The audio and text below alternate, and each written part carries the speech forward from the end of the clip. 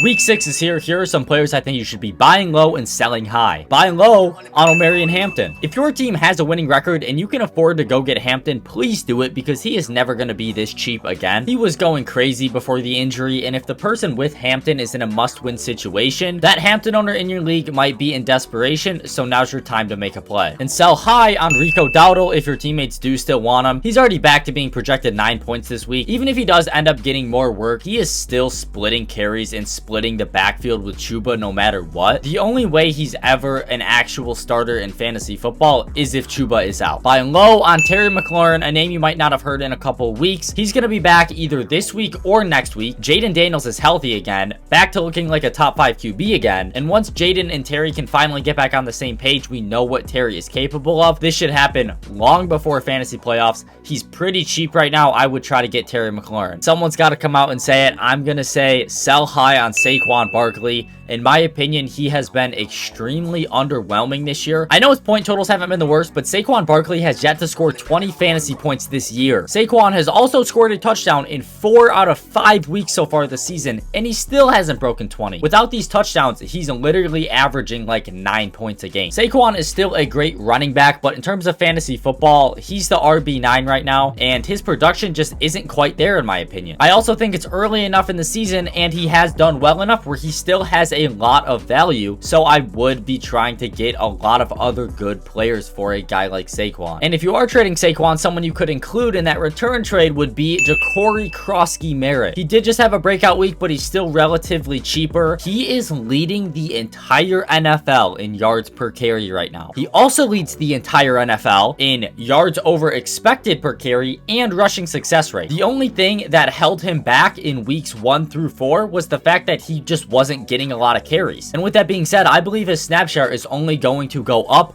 Go get JCM. And finally, I think you should sell high on George Pickens. He only had 2 receptions last week, and through 5 weeks, George Pickens has 5 touchdowns. I do not think that is a sustainable rate. Currently, he is Dallas's wide receiver 1. That is why he's projected so much, valued a lot higher than he is. CeeDee's about to come back.